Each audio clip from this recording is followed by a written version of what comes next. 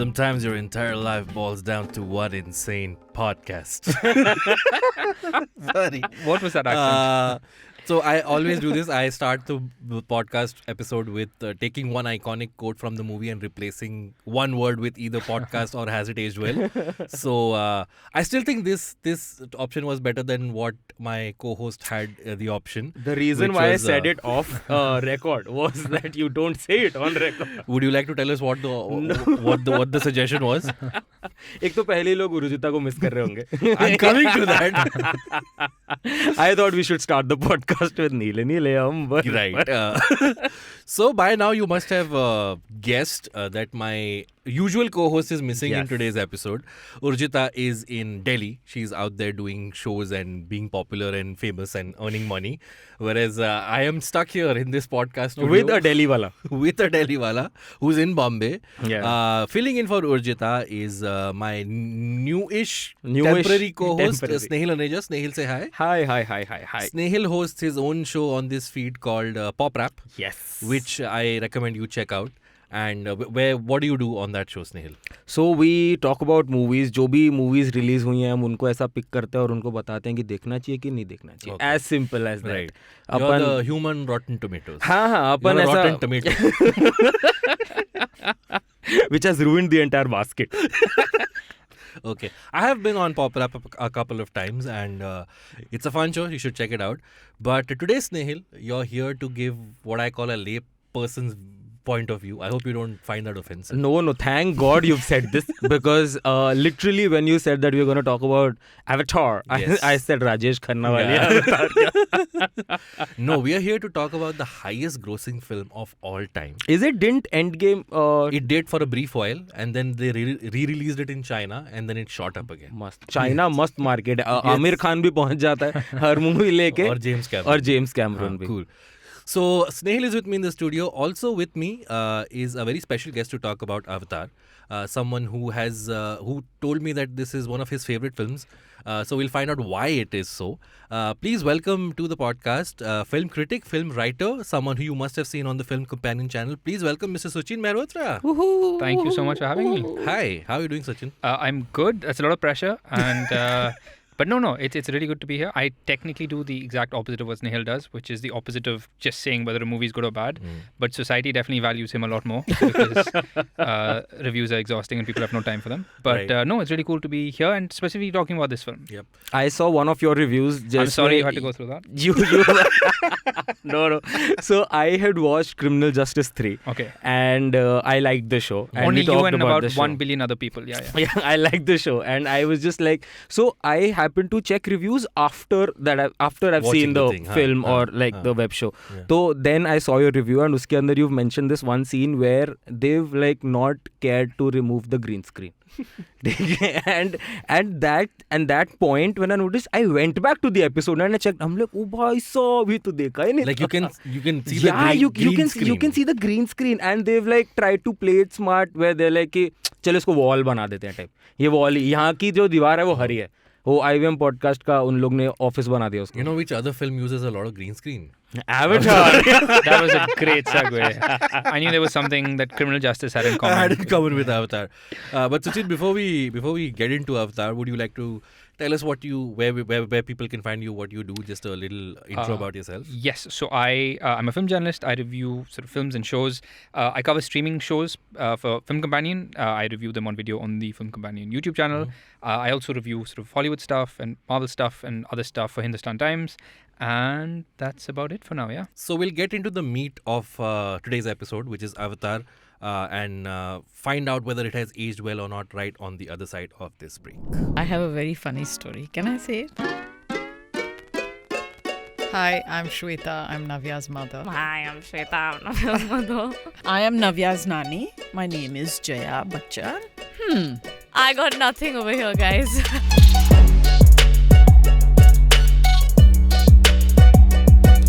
It's a big day for me. Okay, start. What the hell? I was saying something very nice and empowering and you just interrupted me. Don't complain. Don't explain. Never explain. Let me say it. I have my little secrets. Hello, madam. How are you? I got your number. I told you don't get me started. Mom. when you want to do money pinching, you're also very good. I've seen you. I've noticed. I finished these many books. You're still on your first book. I finished so many books. I'm like, what the hell? Leave me alone. Definition of love has changed today. I'm too old for all this. Navya, there's a wonderful lake. Go and jump into And it. drown and in drown. it. And she does. Oh my god, stop. What are you saying? What the hell? It's important to have friends. My best friends have been Navya and Shweta. Aww. I have a problem saying no. You better learn. It's the the best, best word. Oh my Oh, god. Okay. What the hell? What the hell, Navya?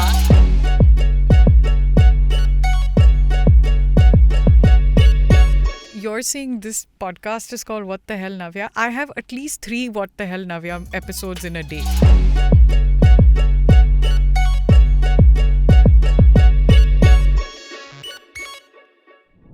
And we're back on Has It Aged Well with Snayhil and Suchin. So Suchin, the reason we're discussing Avatar. By the way, this is the first Hollywood film we're discussing on this podcast. No pressure. So far, we've done only Hindi films. Yes. But the idea was to see all kinds of films, whether they have aged well or not. The sequel is coming after 13 years. This film came out in 2009. Yes. And let's start there. 2009. Who were you? What were you doing? Do you remember watching this film on the big screen? Was I in 2009? Wait, Yeah. I am still in college, right? 2009, yeah. So, yeah, it's really weird. I remember watching it on the big screen, Mhm. but I think my memory of this film is watching it like the 4 or 5 times I've seen it since. Okay. Like on TV and Oh, stuff. really? Yeah. But on the big screen, I obviously remember watching it, but I can't remember like... Were you a film nerd in college? I always was a film nerd. The only difference is then you have the freedom to be a film nerd, right? So you only watch and engage with things you love. Right. Then when it becomes your job, you have Right. to try and engage with everything and Yeah, have a yeah. sensible conversation about it. But no, I really was. And this really is one of my favorite blockbusters. Because one of my favorite kinds of movies is the big blockbuster that you feel, it really is rooted in so much emotion. You know how they say there's nothing quite like the big Bollywood film done right. Right. It's very rare, especially nowadays, but that full-bodied experience, just like a well-told story, is just the best thing, and that's what I feel like this was. For that and especially since there are so many, you can picture so many versions of the typical Hollywood action film, Yeah. how it's empty or boring or dull or it's just stunts and whatever. But this, I think, was one of the last truly great blockbusters of its time, where there's so much sort of honesty and emotion. I think for me the big test of Avatar is it's very easy to get lost in the conversation about CGI and visuals and all that stuff. For me, the achievement of this movie is all of that is secondary. Every time I'm watching it, I'm like, this stuff is cool. It's great. It looks great. But the reason I love it so much is how much I connect with the characters in the story, Right. where the visuals literally just become, take a step back. And and to me, that's what that film was. Okay. Snehal, where were you in 2009 and 9? I actually have a great story for this Yes, Avatar please. film. So, I was in 6th or 7th in Okay. 2009, and this movie came out. There was this huge buzz around this movie. I was going to ask you, do you remember the hype around the Yeah, film? exactly. So there was this huge buzz around this movie, and Hollywood movies back in the day were like, parents were like, oh, ye Angrezi picture nahi dikhani hai, you know. So I went to my dad and I'm like, Papa, mujhe ye Avatar dekhni hai. And he's like, trailer dikhao. मैंने trailer देखा. He's like, इसमें कपड़े क्यों नहीं पहने हैं इन लोग? ऐसी पिक्चर देखोगे. He whacked me and he sent me off. Okay. That's how I never watched Avatar. Really? उसके बाद से, and then one random day, one friend of mine, he's like, after like 2-3 years later, one of my friends, he's like, तूने Avatar देखी है bro? And I'm like, नहीं देखी है. Then he gave me the movie in a pen drive. Piracy, huh? The moment I said it, I realized. But It's okay. You were in college, I Yeah. assume. School, yeah. If you were So- in 6th in 2009, 3 years later, Yeah. you were in 9. So If you didn't fail no, so he gave it to me in a pen drive, and then I watched it. And then I'm like, you watched it on a laptop. Yeah. Okay. Then I was like, bro, great film. Upon achieve ही नहीं कर सकते कभी इसको बॉलीवुड में. And like a couple of times I watched it उसके बाद, but then recently I watched it when you said that we're going to do an episode on this. And I'm like, my weekend homework is Avatar again. And now that I watched it, and I was like, इसमें has it aged well का question क्या है? सब बढ़िया ही तो है. It has aged perfectly well. I think that's the end of the podcast. Yeah, I was like, thanks for the verdict, Snail.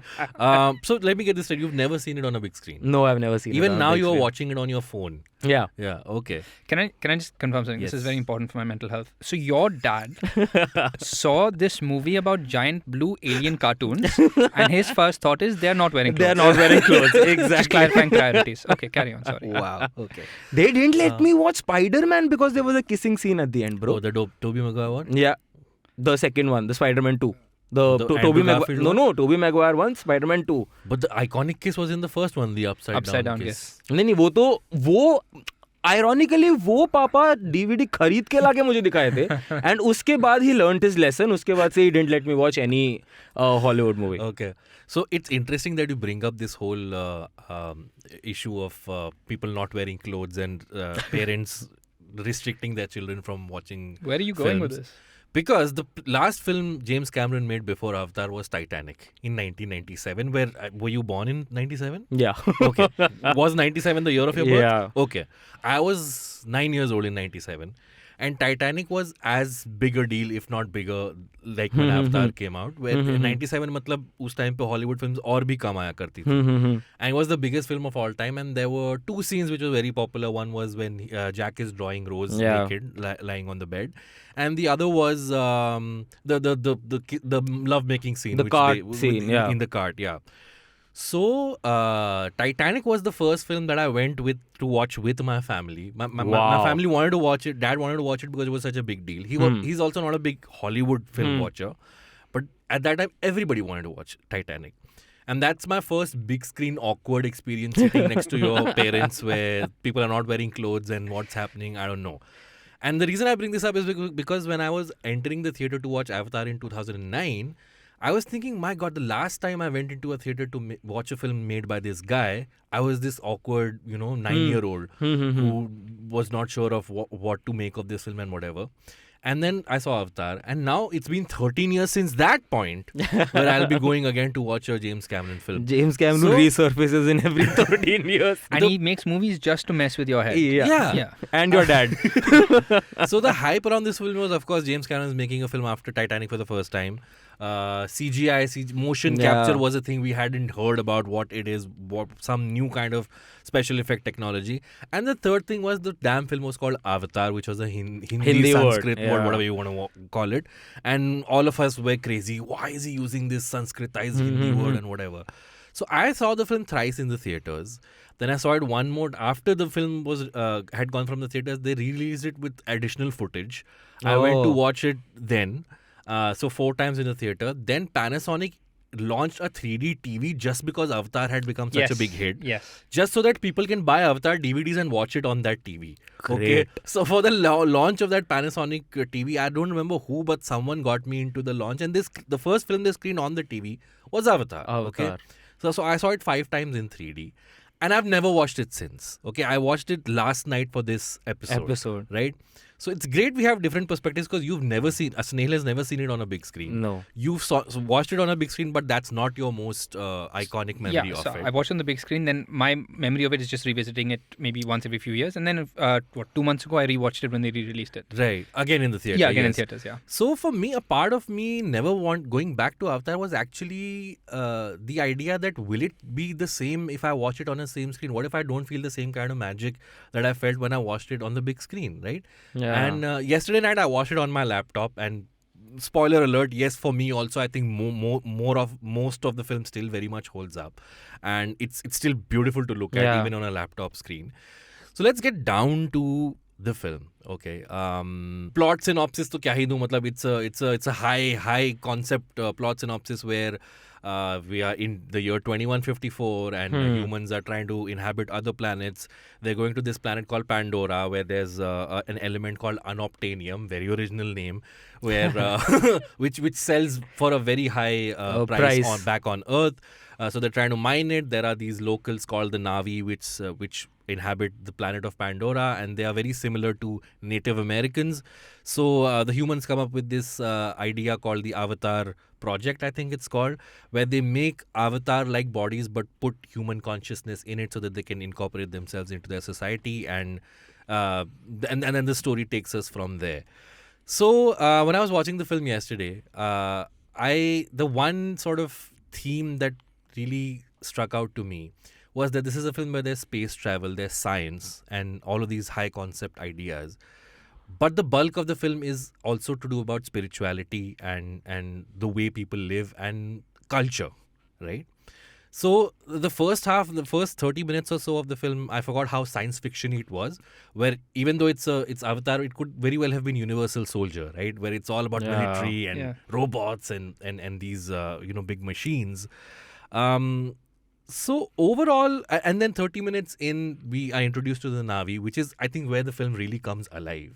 So I know it's a very big question to pose this early on, but where do you see the whole idea of science versus spirituality, or is this film questioning the existence of a higher power? What do you think about that? One thing I just want to jump in with something you said. You keep saying it's a high concept film. Obviously, it is because it's the sci-fi thing, but I think one of the biggest merits, and I don't think it's sort of a bad thing at all, is it's a very accessible film in the sense that the story is something we've seen 1,000 times before. Right. Pocahontas, Last Samurai, we've seen it before. It is a guy from one side sent to spy on the other side, or whatever it is, falling in love, and so it's the same sort of story elements we've seen, just been re-engineered, which is what makes it so accessible. So yeah, I mean, that could be a criticism for someone saying that it's not the most original, but I think it's done wonderfully.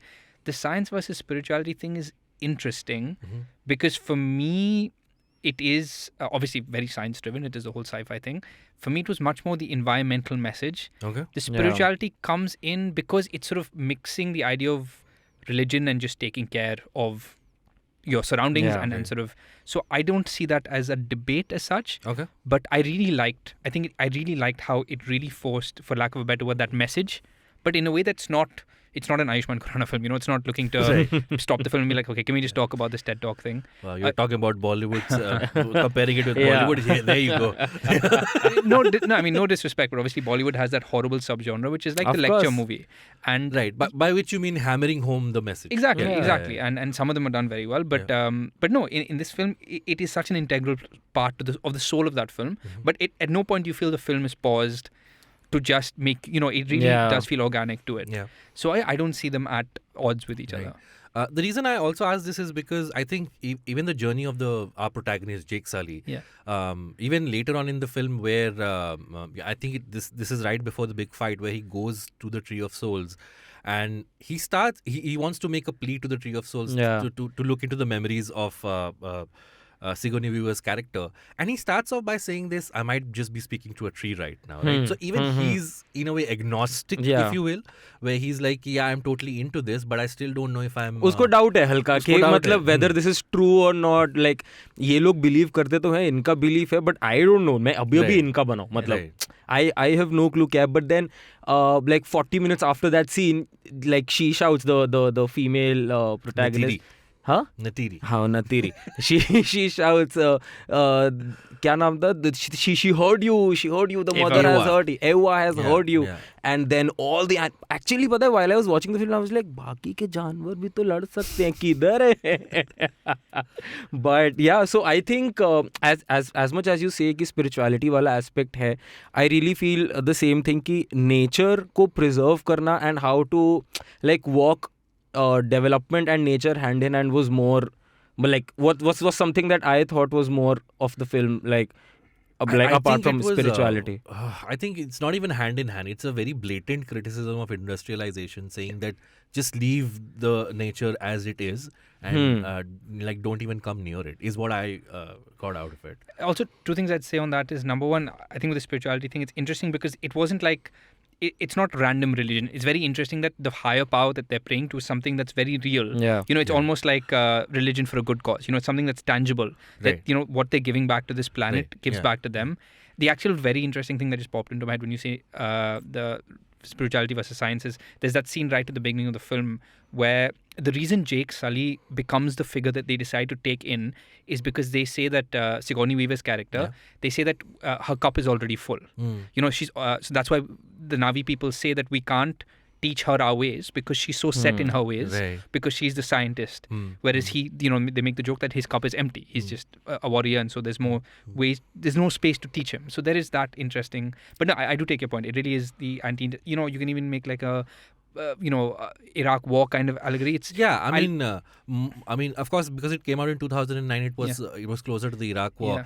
But frankly speaking, it is the Vietnam War. Yeah. I mean, you know, machines going into forests and getting defeated is essentially what the Vietnam War. And that in itself, I'd argue. I mean, like 16% of all great Hollywood blockbusters is glorifying the army, right? Right. Yeah. Like, you have Marvel movies that are actually been like funded by the army and stuff. Yeah. In this case, you actually have a massive movie that's literally criticizing The that army. whole thing, the army, the US. I mean, that in itself is quite rare. So this film came out in 2009. In 2009, there's only been one Marvel film out, which was Iron Man. I think maybe two, Iron Man and Hulk. Hulk, yeah. Most of us were still reeling after The Dark Knight, where we thought this has changed cinema and this is how every film should be now. And then Avatar comes out, and of course, one of the main reasons why James Cameron took so long to make this is because he was waiting for the technology to develop so that he could portray on screen what he wanted. And like I said, motion capture was something we never knew about, and now it's something which is like the normal thing in any CGI film. From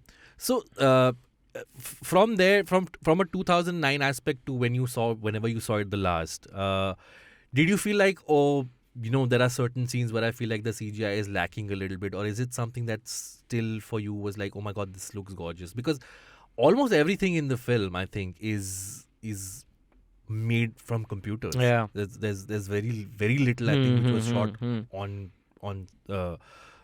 location. Was there anything that stood out for you as far as the? I know for you said the CGI and all those aspects was secondary. No, it's for a you. very fair question. Yeah. So the answer is no. I think it's a couple of things. First of all, I am slightly biased because last time I watched it was 2 months ago. Was the re-release, and that's like the remastered version. You know, Right. so they have visually updated it. I've never seen that film and thought the visuals are lacking at all. I think even if we were to find aspects where it's like fair, maybe this bit hasn't aged well visually. The very fact that this came out, 2009, we're talking about 2022, and it still holds up so wonderfully is in itself an insane achievement. Because if you really look at it, if you go back to the 90s or whatever, the film that's not supposed to age well is either the action movie or the big CGI blockbuster. Right. It's designed to be obsolete in 5 years. Yeah. But rarely when you see it done so much so artistically. I mean, there are very few examples of this. You think of a Lord of the Rings. I mean, I think Avatar is a great example also, where there is so much sort of filmmaking put into it that it really does hold up. So no, there's nothing visually that puts me off at all. Yes. Also, the fact that we are still releasing Adi Purush and and that VFX. This came out in 2009, bro. It holds up quite I would well, say, bro. I mean, not to say that Adi Purush. I mean, I haven't seen the film, so I'm not to say that it's a masterpiece. But back in 2009, we were not even attempting to do something like that. That's what. Yeah. So हम लोग ने ऐसा कहते हैं, मतलब मेरे जितने भी ग्रुप थे ना और पेरेंट्स और कहते थे कि हॉलीवुड जो है वो बॉलीवुड से 50 साल आगे चल रहा है पहले से, ठीक है. And to see this in 2009 and for us to not being able to achieve this in even 2022, I guess that's your answer right there. Ki it has aged really well. The CGI, I really when I saw the film, I didn't feel कि यहाँ पे ये better हो जाता तो निखर ही जाता सब कुछ. मतलब. So for someone like you who never watched this on a big screen, did you think this looked better than what's the last Marvel film you saw? Love and Thunder? No, this Wakanda Forever. Wakanda Forever. Do you think it looked better or almost on par with Wakanda Forever? See, I won't say better, but I would say that मतलब अगर ये आज भी ऐसे VFX के साथ release होती, I wouldn't have had a problem with it.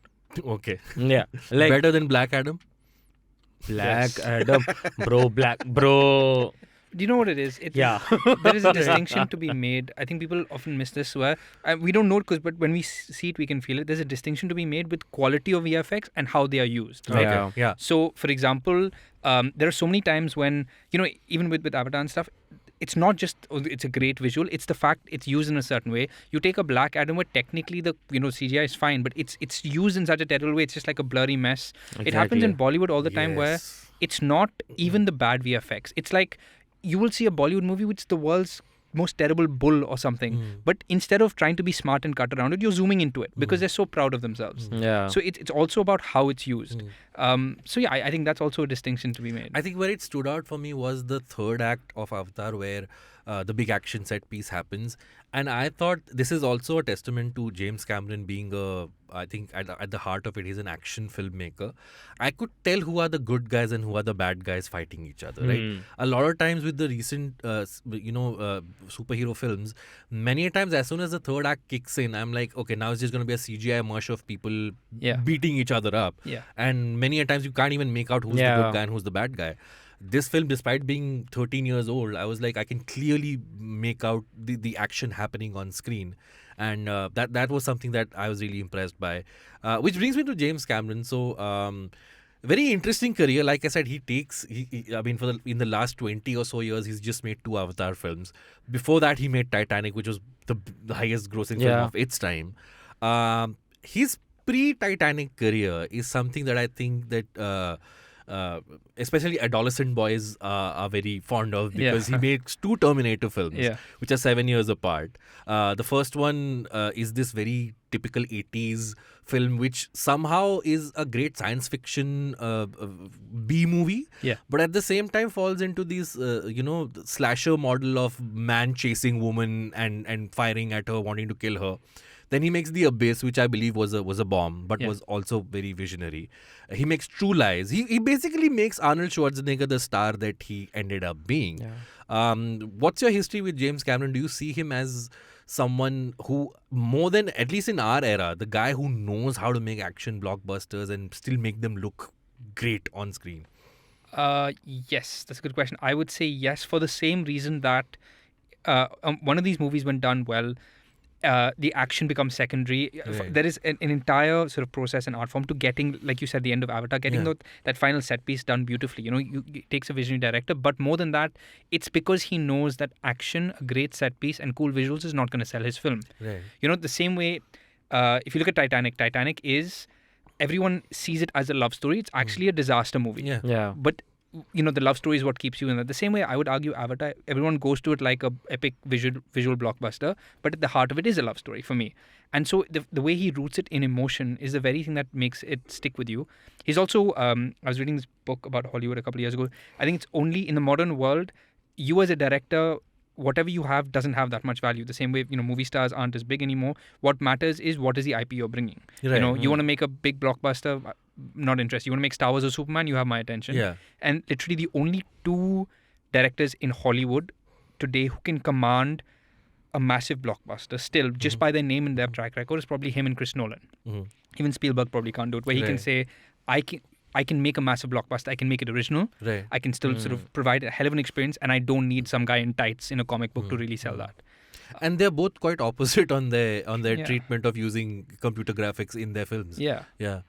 But again, it really comes down to how you use it. I'm telling you for a fact, I can say this as a random guess, James Cameron probably hates CGI films. He hates the ones where, exactly what you said, that overstuffed Marvel. At the end, everyone has to fight in some blurry thing. It really comes down to what you are doing it with. Is there artistry being brought into it, or is it just like, let everyone just do a dog pile in CGI? Right. And he also has this thing where, his films become successful around the world. Like, I can mention Titanic in any part of the world, and there's a good chance a good population of that country has seen that film. Same with Avatar, same with, I think, Terminator 2. It's that benchmark of an action film. I know Snayhil hasn't seen Terminator, which I don't know. I don't understand why you haven't, because I'm sure you're going to love that film. Why do you think what does he get that he gets the pulse of an entire planet, with his films? It's a tough one to qualify. I don't know if I can have the right intellectual answer for this, but if you really look at the elements of his film, I think again it comes down to, I need to tell a very accessible story. Wherever you are in the world, Titanic is a tragic love story on a boat. Right. You can connect with that. Even the way Terminator is technically like a robot sci-fi film, but he really roots it in a sense of family, and there is that how do you bring someone into a big story? Compare that to Fast and Furious. Like, when's the last Fast and Furious movie you watched where you Hey, it's cared? about family. Okay, that's the only thing it's about. That's how bad that, they have to keep telling us that to remind us. It's like saying this is a movie.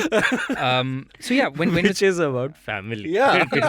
when's the last time you watched one of those? I mean, back in the day, maybe the early ones, where you felt anything apart from Yeah. that's a cool car flying out of a different car. Yeah. So yeah, it really is about connecting it to humanity. And again, if you just look at these stories, they're not, even if they're told in, I think, very mature, ways, they're not looking to really force you to reflect. Yes, but even Chris Nolan has that criticism where it's too complicated or whatever. He really tells these big stories and he tells them incredibly well. And it sounds like a very simple thing to do, but it really isn't. There are very few directors who do that. Tell an original story in a massive way to give you a massive theatrical experience, but also tell it tell a great story within that and make you feel it and make you leave the theater without scratching your head saying, wait, what just happened? Right. I was making notes while watching this film, and I don't know how to explain this, but there's this one point I've written that this film feels a little old-fashioned, and I put old-fashioned in quotes, by which I mean everything is demarcated very well for me as a viewer to know who to root for and to know who to go against. Now we'll come to the fact that I have this thing that are his characters too black and white? How much of a grey area is there in his characters? But I don't know how to explain it. It was a pleasant feeling. Like I knew I was in the hands of someone who knows how to direct me in where to go. Right. So ये चीज mostly successful movies में you'll see that वो अपनी movie के दौरान ना they'll make you choose sides. Right. वो तुम्हारे इमोशंस को उस तरीके से टिकल करेंगे कि तुम्हें ड्यूरिंग द फिल्म तुम्हें पता लग जाएगा कि हाँ यार मैं इस साइड पे हूँ irrespective. And this is exactly what happened with Titanic also. ठीक है, ड्यूरिंग द मूवी स्टार्टिंग में तुम जैक से उतना कनेक्शन फील नहीं करते हो, बट धीरे धीरे धीरे धीरे धीरे वो तुम अपने आप वो साइड पे करो. Like, yeah, fuck, I forgot you're a rich motherfucker. You connected to the door that she couldn't fit on. He couldn't fit I on. would like to tell you at this point that a few weekends ago, Snayhil was in Qatar watching the World Cup, so he is pretty loaded. But then, so I'm just saying it's totally fine that you connected. Let's not talk about Avatar. Let's talk about this thing. I'm very interested. You invested in Avatar. That's amazing. That's like, what? Sorry, go ahead. You didn't connect with Jack. No, I'm saying कि पहले ही scene में आपको नहीं पता होता कि कि मुझे इसके साथ साइड करना है या ये है या वो है. बट ड्यूरिंग द फिल्म जैसे एवाटार में भी ऐसा नहीं है कि जिसे एज यू से कि थोड़ा सा grey, then he's like, oh, then we are wasting time. That is when you question his loyalties also कि यार ये वहाँ तो एक्ट कर रहा है कि ये उनके साथ है, बट क्या सच में अभी तक ये ऐसे ही प्ले कर रहा है. बट देन वो शिफ्ट आपका इतना सीमलेस होता है, वो शिफ्ट आपको पता भी नहीं चलता that at some point then you start rooting for that guy and you know that ये अब सही हो गया. And I think that's like a very important aspect to make a successful film. And if James Cameron has cracked it, and that's why his like all his movies are like planet wide success, क्योंकि वो अगर उसने आपको involve कर लिया है film में तो you are watching it by the second. आप इन्वॉल्व हो ही हो उसके अंदर, आपका कभी ध्यान निकलेगा ही नहीं. We'll take a short break, but since we're talking about rooting for characters, I remember this. Now I'm gonna name drop Snayhil. I'm gonna go a little. The cinephile in me has awoken now. Great. So there was a Roger Ebert article I was reading of Psycho, where he wrote that. Have you seen Psycho? Okay, so I'm gonna spoil Psycho for you a little bit. Okay. Not that it matters, because You have seen so many Psycho spoofs in your life. Already you've seen it. Trust me. Like, even if you haven't seen it, you've seen it. that after Norman Bates kills our heroine, the famous Shah Singh, that same night he goes to dispose her body by putting it in her car and putting the car in a ditch. Okay, and there's a small moment where once he puts the car doesn't drown, वो डूबती नहीं है, तो वो थोड़ा सा with his leg he pushes it so that it goes. And Roger Ebert wrote, in that moment we also want the car to drown, because now for some reason in this movie we are on the side of the killer, where we want him to get away. So there's a very I thought a very clever way to make you root for a character which technically you should You shouldn't be rooting despising. for, yeah. That's just a thing that came into my mind. We'll take a short break. When we come back, I want to talk about the characters that James Cameron has written for this film and in general, and the criticism that the film faces that it hasn't left a cultural imprint. So does it deserve to be the highest grossing film of all time? All of that and more on the other side of this break.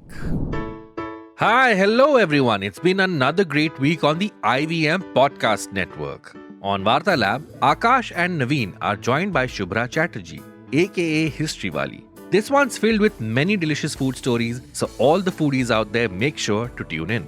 On A Niche Thing, Anish talks to Svetlana Nordial, Programming Director Asia at Mubi. The duo answers the most asked question right now, what to watch. They give a list of 5 iconic movies worth checking out. On Naan Curry, Sadaf and Archit host Ishwar Vikas, the co-founder and CEO of Mukunda Foods. The trio discusses revolution in the food space and the introduction of automation in kitchens. On The Habit Coach, Ashton talks to Raju Sajnani, founder of Enhancing Human Potential. They discuss what is leadership and how one can be a positively impactful leader.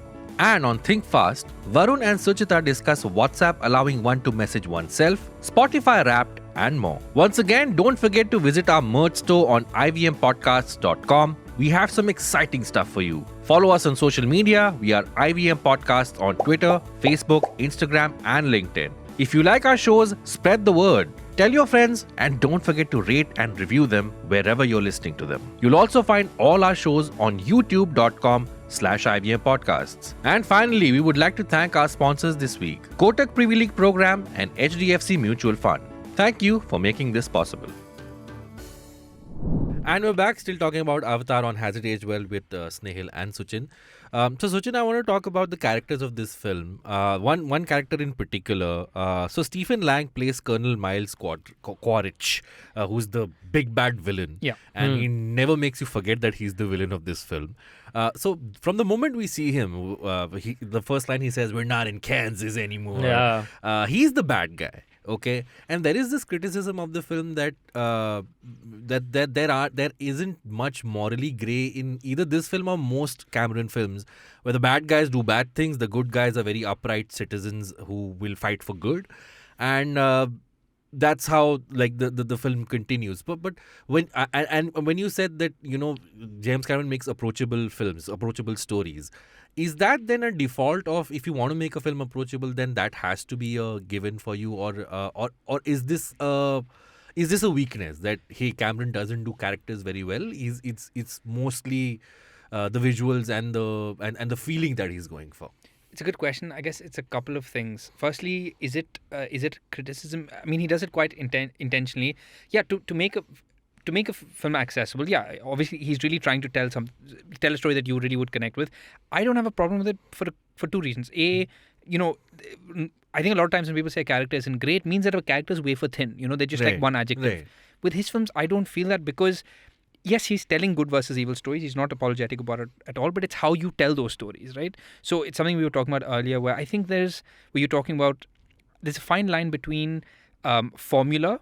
Because one of the greatest things about Avatar is it's an original film. How many original blockbusters are there today? It's him and Nolan, and there's a difference between accessible to make this big, conventional, comfortable story, and formula. Every time you watch a Fast and Furious, a Mission Impossible, any Marvel film, any DC film, you know what's going to happen. You're playing it out in your head. It's the end. It's the CGI, messy climax. Those are formula. This is still original. Yes, it follows conventional beats, but it feels refreshing and honest, and it's not trying to do the same thing in different ways.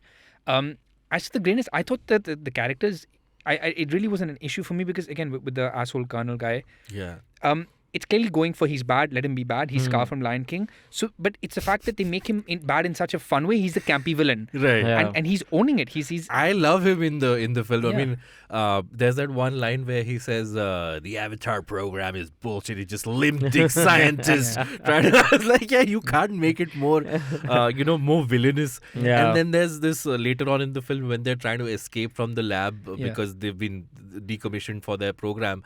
And he literally runs out and starts shooting at them. And then another guy comes with him and gives him the oxygen mask. Oxygen mask. That this guy will hold his breath to go after his Yeah. enemy, and even though he can't breathe. But it's a credit to that performance and that Yeah. character that you really feel his intention.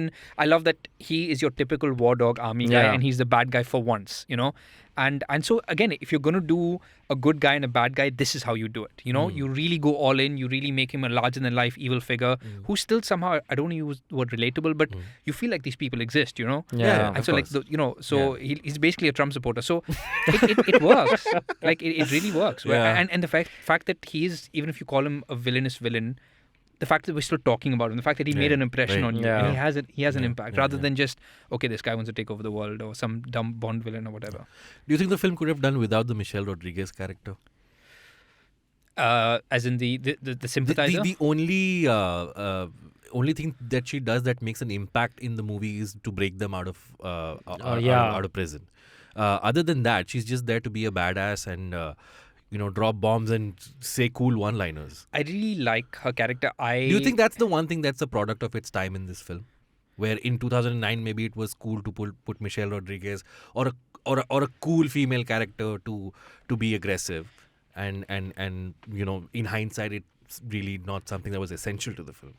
So I really, really like her character. I take your point. She's only there for 2-3 scenes. She's not instrumental to the overall Yeah. sort of point of the film. But I like her because I guess if you look at it on paper, she's the good human being. She's the one, apart from Jake, who and the other scientist Yeah, as well. yeah. She's the one who sympathizes. Maybe they were trying to say that not all army people are bad or whatever. But I really liked her character. I thought that she still was sort of instrumental to the plot. I felt her death when she dies. Yeah. Really, I thought that felt was one of bad. those things where it was just washed over in a quick succession. No, actually, I feel that her character was important because I think given the amount of time they invested in her, she should have gotten a better death. That's what I feel. So is your issue with the character or the fact that a big actor played her? Like if it was Michelle Rodriguez isn't exactly what I would call a big actor. true. My issue is with the character, Yeah. where it seems like a sort of a. I don't want to use the word stereotype, but the character fills a slot in a Yeah. movie like this, where her and the other guy who plays the sidekick with Jake. Yeah. I forget the character's name. Let me check this out. What's he called? Norm. Norm Spellman. But he's still like he kind of acts like the comedic sidekick, and Michelle Rodriguez's character is the badass gun chick. Yeah, I think Helicopter flyover. I think that her character का थोड़ा importance इसलिए भी था कि मुझे लगा वो character उन्होंने ऐसा दिखाया था कि जिसको पैंडोरा के सारे रीजन्स का चप्पा चप्पा मालूम है. Like she knows all of it by the back of her. वो कि उसको अगर आपको कहीं जाना है, जैसे वो उसका एक वो बहुत आई डोंट नो फेमस है कि नहीं You है. should look at your faces. No मतलब वो डायलॉग जहाँ पे या दैट एंड उसी सीन में वो डायलॉग की welcome to air Pandora. Yeah. ठीक है, तो आई थिंक वो Thanks for flying air. Pandora. हाँ वो एग्जैक्टली वही. तो वैसे कुछ सीन से मुझे लगा कि उन लोग ने ये डिपिक्ट किया है that she knows this area A to Right. Z, उसको ये सारा एरिया she's पता है. the one who may not be in favor of just या और clearing them through. एग्जैक्टली आपको धीरे धीरे उसके फेशियल एक्सप्रेशन से पता लगता रहता है कि यार उसका शिफ्ट जो है वो पहले जो वो आर्मी की तरफ थी, धीरे धीरे वो शिफ्ट जो है वो Right, उसका yeah. बनता जा रहा है. And I think that scene is obviously very like important where she like bails them out वहां से. Yeah, उस कहते हैं जो उनको प्रिजन में रख देते हैं उसको वहां से निकालते हैं. एंड आई थिंक वो कैरेक्टर का वहां पे होना जरूरी था भी because they would need one character who knows the entire area. And अगर वो कैरेक्टर enough. नहीं होता तो Yeah. वो उनका नेविगेशन जो है वो पॉसिबल ही नहीं था कभी. I'd also add that in a very long line of massive blockbusters where small characters are overlooked, they don't care. If I was a small time actor, I would love to be a supporting role in a James Cameron film because even if you look at Michelle Rodriguez, I got a full sense of her arc. I love that moment where she says, "You should see your faces right now." Yeah. She's talking to the audience. The fact that she breaks them out, the fact that change of heart, and she gets that big payoff. Now, if I'm supposed to be shortchanged in a supporting role, and you still give me these massive moments, even if you take Norm. I mean, again, yeah, he probably doesn't have the but I really, with both of them, I got a beginning, middle, and end. I got their arc. The fact that Norm is incredibly jealous, and he should be. He's like, I've trained for my entire Yeah. life, and this idiot who can barely open a door.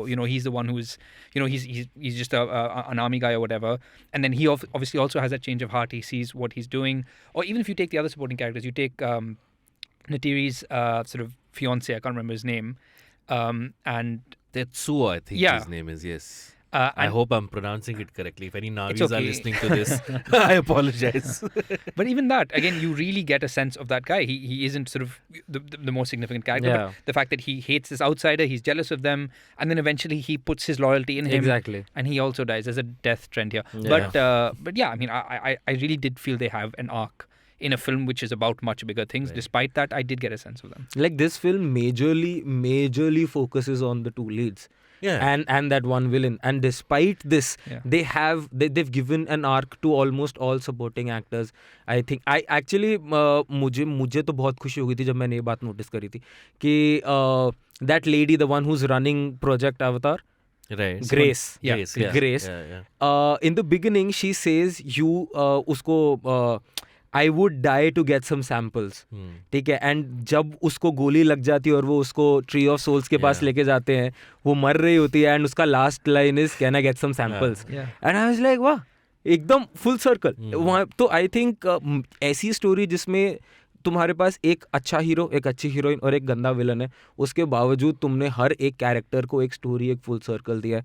I think सारे characters उस importance को पूरा justify करते हैं. Now let's come to the major criticism that this film has, is that despite Avatar being the highest grossing film of all time, and even though you can see there is such a dense mythology in this film, I don't have any Avatar action figures. I don't, I'm not as obsessive about the world of Pandora as I am about the planets in Star Wars or the regions in Middle Earth of Lord of the Rings. Like, despite having such a rich mythology, Avatar hasn't had 6 spin-off streaming TV shows, to its name.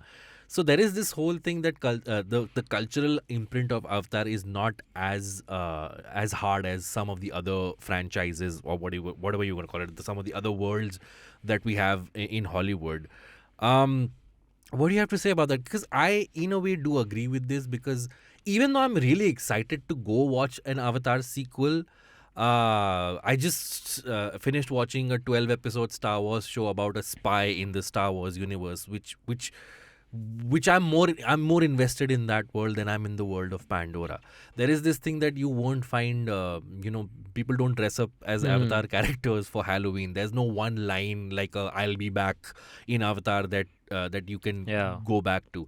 So what is it that despite none of this happening, Avatar still stands as this cultural, as this pop culture behemoth?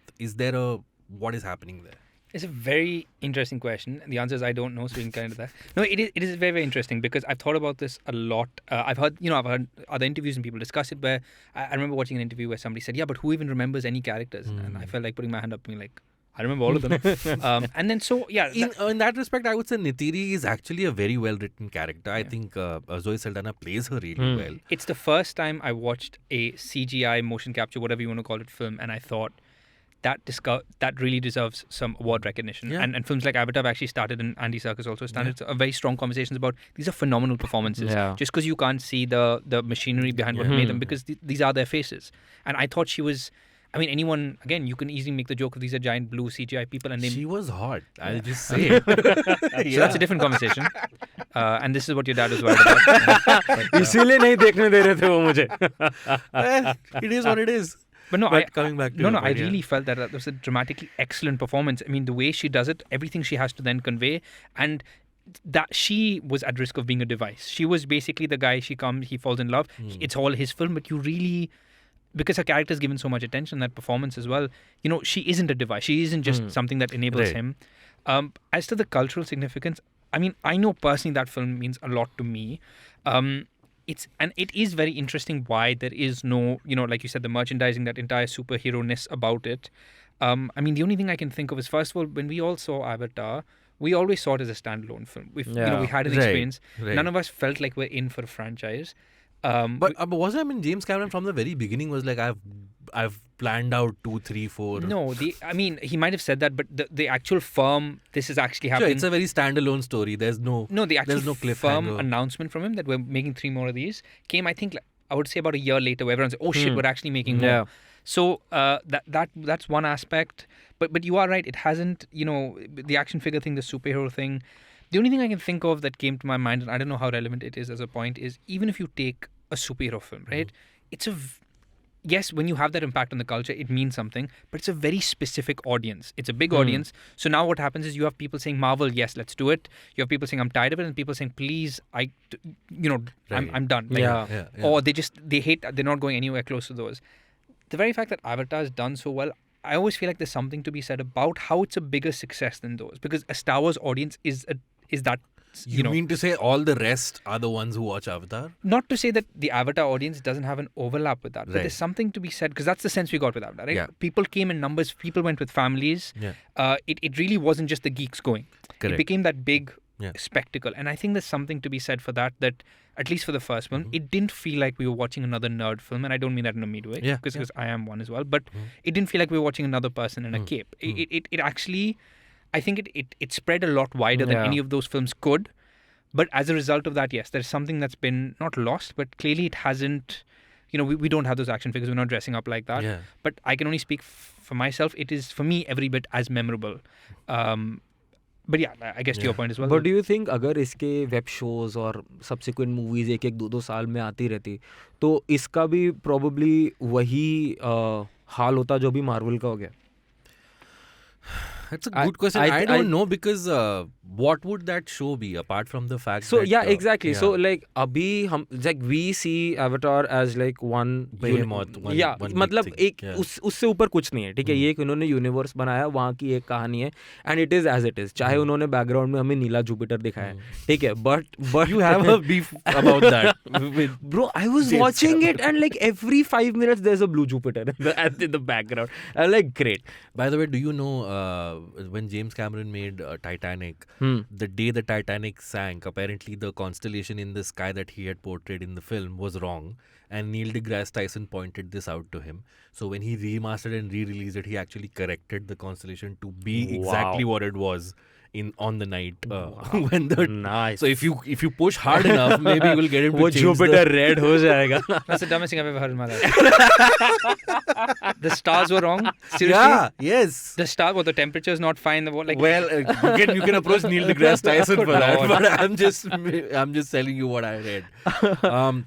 So I don't know. I mean, you're right. I mean, so there were attempts on this. There is a book called The Flora and Fauna of Pandora, I think, which is in the market, but it's not exactly a page turner. It's like a textbook. हाँ, so And- exactly. तो उन लोग ने वो universe वैसा बनाया, and I think that's why people who have watched Avatar and are excited about Avatar 2 is because इतने time से they've not had the Avatar content. That's true. Actually, there were, I don't know if you know this, but after Avatar became such a big hit, there were actually people who committed suicide because they couldn't go to Pandora.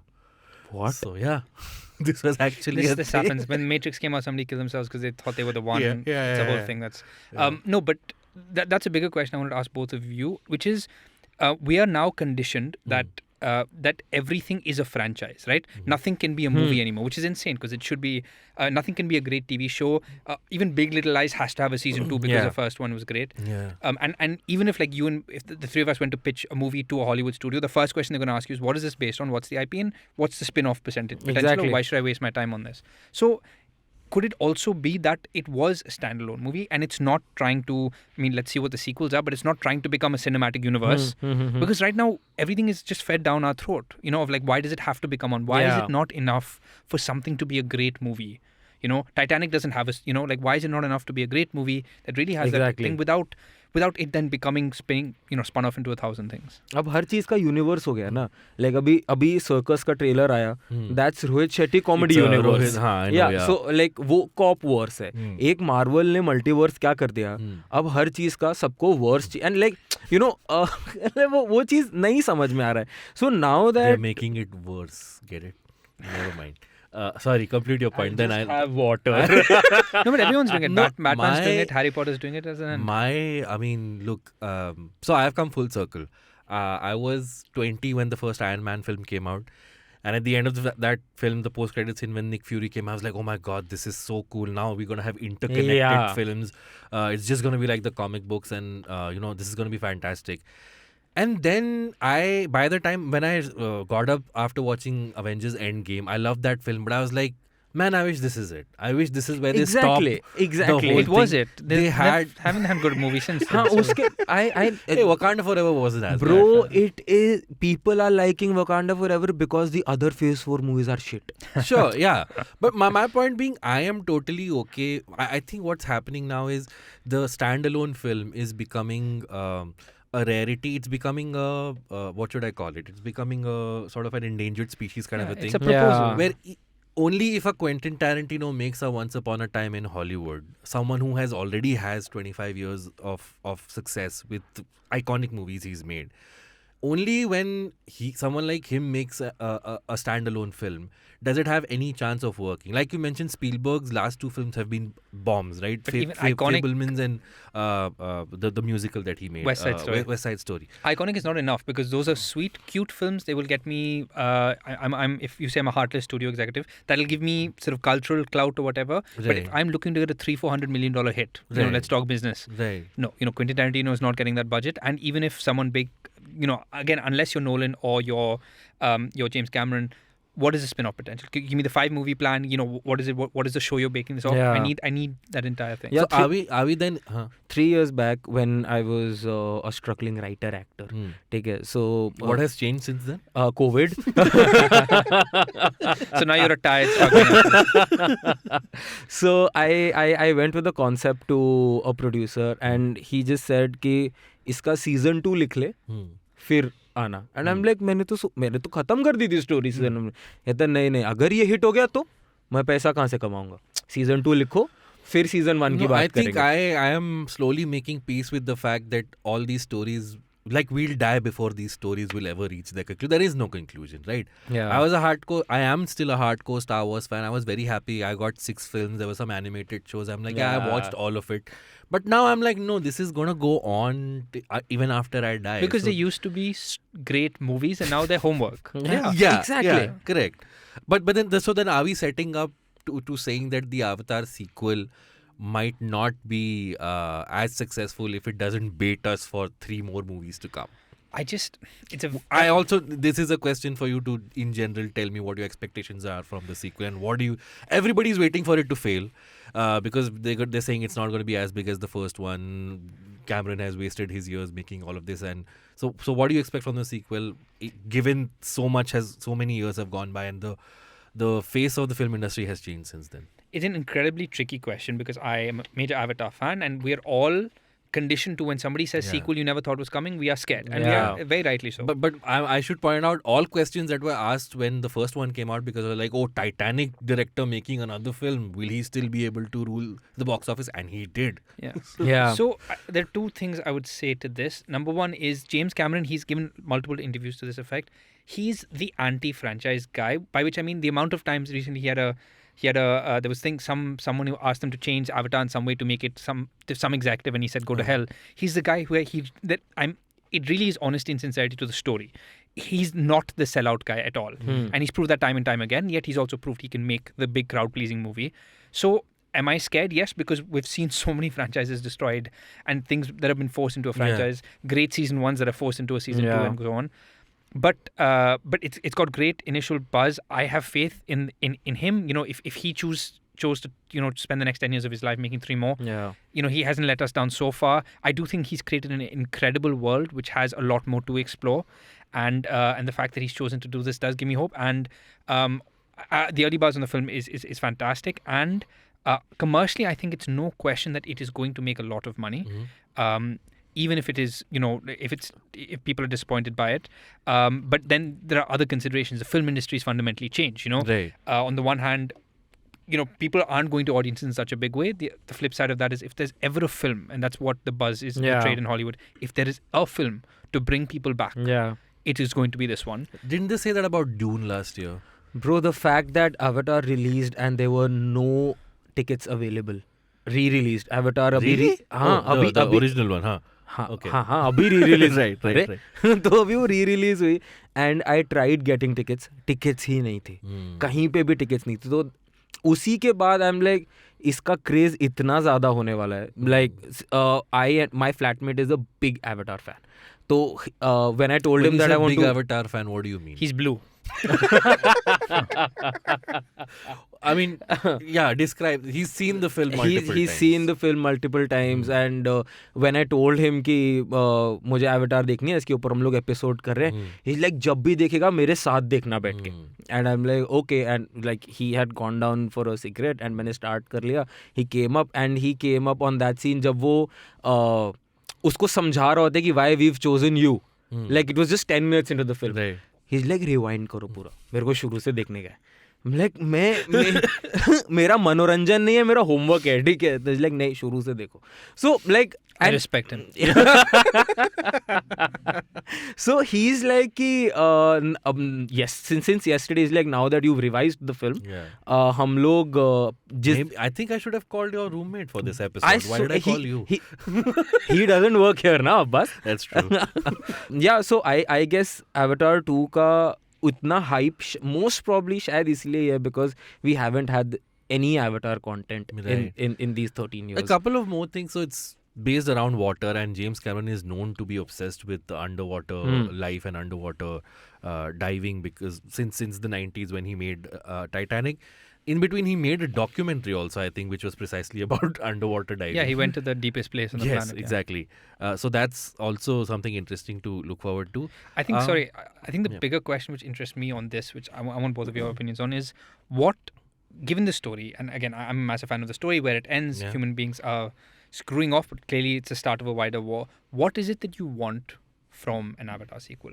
Not what do you think is going to happen. What do you want for the I'll tell continuation you the story? aspect that's interested me the most is that they're going to bring Sigourney Weaver's character back as Jake's daughter. Yeah. Right? Now that's again some really groovy sci-fi shit, but also how are they going to spin all of this into that character? The other thing is if the humans were sent off from the planet, we've seen humans in the trailer. Yeah. We've seen one very interesting scene where I think it's Jake's family hugging everyone and there's a human character with them. Yeah. So does that mean Jake still has a separate human form running with him? Because by the end of the first film, we saw that he'd completely become his Exactly. I avatar had the self. same doubt when I saw the trailer and I was like, यार ये तो मतलब इसने तो ऐसा transfer कर लिया था, अब ये Maybe it was कैसे है? like a criminal justice thing where like the green screen they forgot. It's like, oh shit. It's like Game of Thrones, वहाँ पे Starbucks का ग्लास क्या कर रहा है? Oh, we forgot. And apart from that, I mean, I just want to see really. I want to see more of Pandora. I want to see more. Like I don't want any limits to the. Yeah. To this world. I want. Like if it's just 3 hours of James Cameron making a nature documentary about Pandora, I'm game. I'm like, I'll go for it. Yes. I think those would probably be the three things we can expect, which is probably, he's even said in interviews that I've shown you the tip of the iceberg of Pandora. There's so Yeah. much more to show you. New animals. There's obviously the kids. It's about Jake's kids, Right. and Natiri's kids. And the only other thing I'm guessing we know for sure is the war is continuing and humans still suck balls. I mean, that's, Yeah.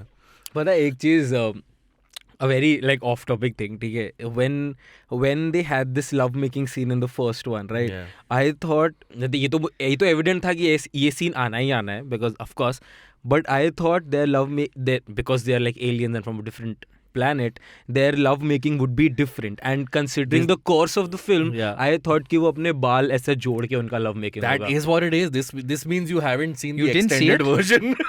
no, there's no extended version. It's There there. is no. So this is a very It's in the original common. also. This is a very common misconception. So in the version which I saw on Hotstar, which is the theatrical version, they just show Jake and Natiri kissing, and there's a bit of grinding, and then Yeah. it moves on to the next scene. Yeah. Okay. The actual ponytails getting fused together is in the extended But version. it's not. It's Oh. every version I've seen. First of all, please don't watch Are you movies sure? on Hotstar. Hotstar's terrible, but just as UX. No, but every time I've seen the movie, they do have the ponytails. Are you sure? Yeah, they 100%. So maybe I mean also Hotstar's known for cutting Cutting stuff. stuff. Yeah. Hotstar पे तो नहीं है क्योंकि मैंने No, अभी but I देखा है. remember because when they, I remember Twitter was also new back then, Yeah. 2009. That when they released the extended version, it was called the boinking version because it's like this is where you can see And them that boink. comes down to the big question about avatars. If their sort of ponytails are joining when Yeah. they're having sex, he also does it when he's riding a With the horse. horse. Yes. Yeah. How he's saying. We'll all find I'm out- saying is they're connecting with all organisms Basically, on the planet. We did not touch on the 3D at all. So it's been 13 years. The 3D revolution, 3D craze, whatever you say, has passed us by. Do you think once Way of the Water, if it becomes as big as the first Avatar, you think we see another wave of 3D, like 3D cash grabs? It's a very good question. I was thinking about this list earlier this year of like name a great thing that made everything worse. So you know how Bahubali came out, which it's a film I'm a big fan of, and it inspired a lot of shitty Bahubalis. Right. And this happens a lot, like Gangs of Wasseypur, all that stuff. So I think Avatar did that even with your 3D TVs. Yeah. It inspired so much crap. I don't think so. I think people have had their way with 3D. I think people got too excited about it. It didn't go anywhere. So having said that, if there's ever a time to watch a movie in 3D, it's probably this because he knows what he's doing. He shoots his films in 3D. It's designed for that. But no, I don't think it's going to lead to another massive wave unless Brahmastra 2 comes out. But So yes. I mean, I hope not because I don't want to pay $300 more to not be able to see a film. Like it's just too dark. I can't. I just made a note which I thought was interesting, that I think it's only fair that a film that's so critical of capitalism and industrialization that it didn't have the kind of action figure collecting craze for the fan, because I'm like, you're pretty much criticizing that very culture.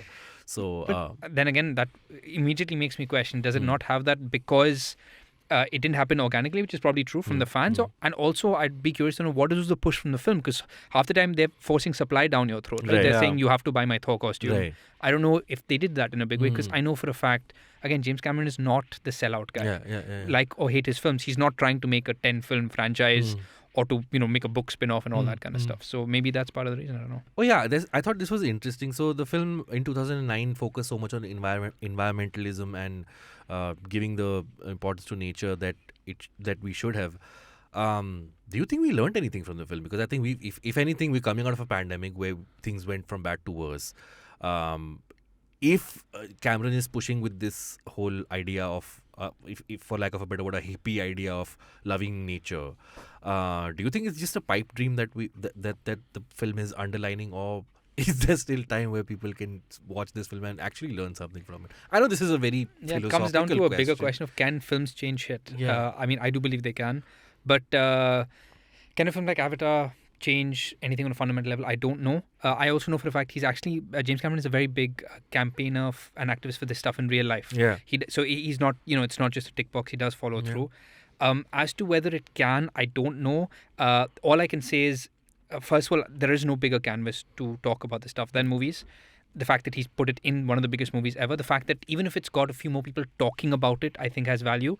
And again, the most important thing to me is he's weaved it in so organically, into the film, to me means everything. And even if it means 2% of the people who watch the film, just think about that a bit more, about what that society could look like, or maybe reflect, not the way that anyone's running to start an NGO, but if I have to have more massive blockbusters, I'd like more like this, I guess is what I'm saying. That's a good way to put it. So, Suchin, we end by asking our guests their favorite performance and the favorite scene from the film.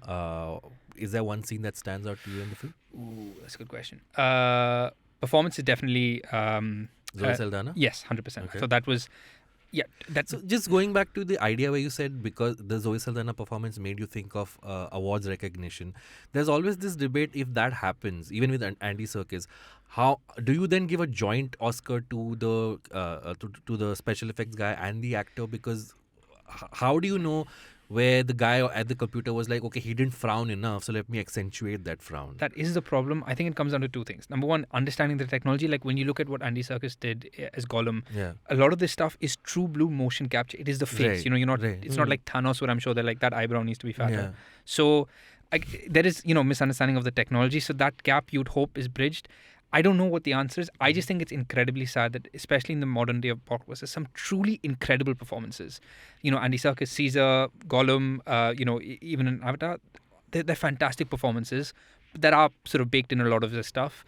And if we can, and I just wish there was a way to give those guys recognition, because I do think some of them deserve it. Favorite scene from the film? That's a good one. obviously the action stuff, probably the last, like the climax, because this is, to me, this is one of my favorite origin stories. You know, it's the Jake Sully origin story. It's that quote that you mentioned, which is, sometimes you Which die. I butchered. But no, I just love when he really comes into his own, because that's his superhero moment, right? Yeah. Where he becomes the Rook Makto, or whatever it's called, when he gets the giant bird. Can I just mention, every time they said Tarak Makto, I thought of Tarak Mehta. Everyone does. I'm sorry. Everyone does. But yeah, probably, I think one of the big moments from the end, it could be him flying in as Taruk Makto for the first time, and the people forgiving him. It could be all hope is lost, and then all the animals join the fight, Right. or the final fight where the colonel guy is finally killed. But those massive, because again, it's such massive swag moments of great action that's as thrilling as any Fast and Furious film, but you feel it. Yeah. And that combination to me is the sweet spot of the greatest movies. Snehil, for you? I think that scene जो definitely जो इन्होंने बोला जिसमें वो बड़े वो क्या तारक मेहता पे तारक मेहता पे जंप मारता है. तारक मेहता पे जंप नहीं मारता जब वो आता है हाँ. अपने ऐसा द पीपल के पास. that was one scene जो मुझे बहुत मतलब अमेज एकदम. And I felt that character's death also बहुत ज्यादा मतलब ऐसा चुप गया था एकदम. Michelle Rodriguez character. वो एकदम मतलब when she says ना that I'm down, she says what वो उस moment से पहले I was like अरे मार क्यों दे रहे हो यार, मत मारो मतलब. तो I'd even add, logic is probably the wrong word, but even when he jumps on the bird, even that when he says he's the biggest bird in the sky, I figure the only place he won't look is up. It's such a small thing, but it just makes so much sense. And this, whether you call it strategy or logic, even those moments really like stick with you.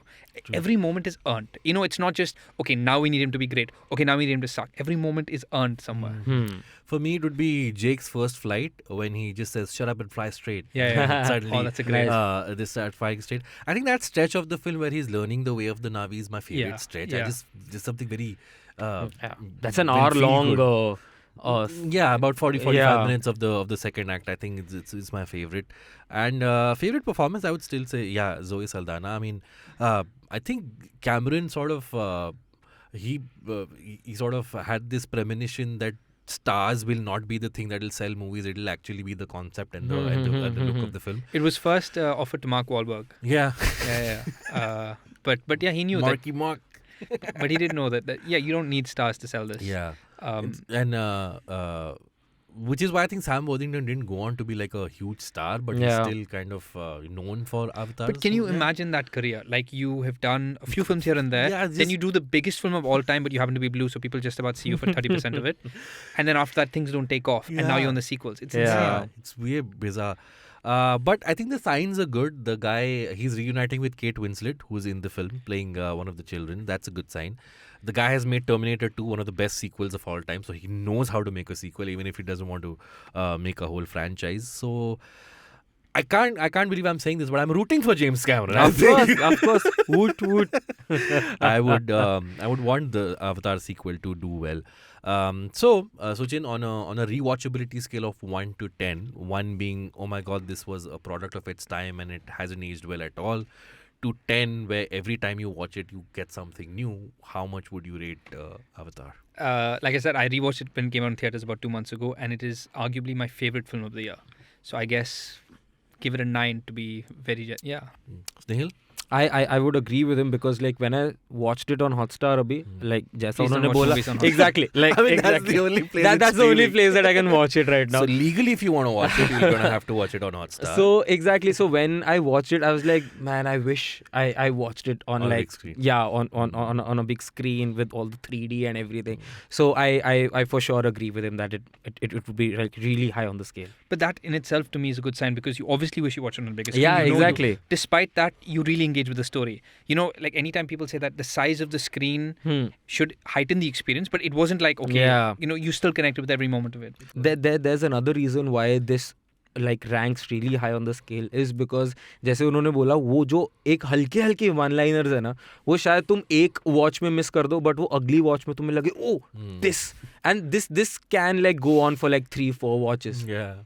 Even the like small one line, like when he's going to choose his vehicle, for lack of a better word, where he's भाई going नाम ही through- नहीं याद हो रहे I थे know, मेरे को. yeah, that's what I'm saying. तभी I was like Tarak Mehta है ठीक है. तारुक I can मक्तू, name all the like- members of the fan figurine band, I think, of Star Wars, but I can't remember. But anyway, he said, how will I know he's the one? And she says, well, he'll try to kill you. Yeah. In a matter-of-fact way. It was very funny. How much Ikran. you rate it? I think they're called Ikran, I no? think they're called Ikran. Yes, you're right. Sorry, This is sorry. your favorite film. Yeah. This is your favorite film, bro. Yeah. I would also rate it 9. Yes. 9, okay. I was going to ask you, is there a film you haven't seen on a big screen that you wish you could? Ready Player One. Oh, really? Yes. Okay, I did watch it on a big screen. No, I watched it on laptop at home, and that's, I mean, it's not the perfect film for sure, Yeah. but it's just so much fun. You have all of these things, so that's definitely one. Bahubali Part 1, I watched, I mean, that came out in theaters again. That's another one. I'm sure there's more of these. But Wow. Yeah. I have one which is kind of a classic, Lawrence of Arabia. Nice. Because my father always says, like, my father talks about it like I would talk to Avatar to my future generations. I was like, oh, you should have seen it. So I went to a letterbox after watching it yesterday, and I gave it a 4.5 out of 5. So I guess that also translates to 9 out of 10. Must. So yeah, I think the film holds up, man. It's like I said, there's something old-fashioned about it. The guy knows how to make movies. He's made a very iconic film, and it's stood the test of time. Doesn't matter if I don't have action figures or I don't know what the animals are called. It's still a fun film to watch whenever I watch it. Suchin, thank you so much for taking time out and doing this. It was lovely to have you. Since you do review web series for Film Companion, what's the last web series you saw that blew your mind and you'd like to recommend our listeners good and question. our watchers? When you do what I do, you don't even remember what you watched last week. Last web show that I watched that I liked. Can I give you my favorites of the year? Sure. Is that easier? Yes. Jamtara season 2 I thought was very, very good on Okay. Netflix. Rocket Can Boys. I watch it if I haven't seen season 1? I wish you could, because season 1 is only okay. Okay. You know, season 1 is decent. Season 2 I thought was really, really good. Rocket Boys on Sony Live is excellent. Wait, what are the others? I liked a lot of Modern Love Mumbai. Some of Okay. those things really, really, stayed with me. There's a really, really funny show on Vote, which is technically Kannada, English, Hindi, called Humble Politician Nagraj, Yes. which is Danish Seth. Yeah, And it is the big slapstick comedy done right, Mhm. which we don't get. And it's set in the world of politics and makes fun of everything, but not in a edgy satire way, Right. even though that's there. But Yeah, it really yeah, is like yeah. Charlie Chaplin in politics, and it's so much fun. Guilty Minds on Amazon Prime Video is also very good. Okay. And I will think of the last one to leave you. I'm about to start Breathe season 3. Is it good? No, I mean, yeah. I mean, it is a show, and people are in it, It meets the criteria of being a show. and things happen, and that's, you know, And people watch. yeah. So it's definitely a show. No, it is. So yeah, you mentioned Breathe, so I can't think of any other good storytelling. So those are the ones I recommend. Okay, cool. Where can people find you if you want to give out your social media handles? Yes, I'm on Twitter, if it still exists, Yeah. at Suchin505, and on Instagram at Suchin505. Cool. And you can find Suchin's articles in the Hindustan Times and on Film Companion. Yes. Yep. At Film Companion, you can watch him review the web shows on video. And Snayhil, anything you want to plug? Anything? The channel is called IVM Pop. The show is called Pop Rap. And my Instagram is @Snayhil, SNAYHIL. यहाँ ऐसा लिखा हुआ आएगा. Do follow that. Do subscribe to the channel called IVM Pop. And over to Abbas. Nice. And you can follow me on Instagram at AbbasMomin88 and on Twitter at AbbasMomin. Before Yeah. we end, I would like Yeah. to thank you to have me on this episode. The smartest decision he's ever made to call a person who only watches Bollywood films on I thought you Hollywood. convinced me that Michelle Rodriguez belonged in the Okay, film. chalo, so big yeah. up to me then. I think, I thank think you, it was thank totally you. worth it. Thank I you hope for enjoyed having. yourself. I loved it to finally have a conversation, which is not just yaar bhediya dekh lo yaar. Thanks once again, Suchin, thank for you. joining us. Thank you for having me. And This was really This fun. was a lot of fun. We'll see you all next week with a new movie. Till then, bye-bye.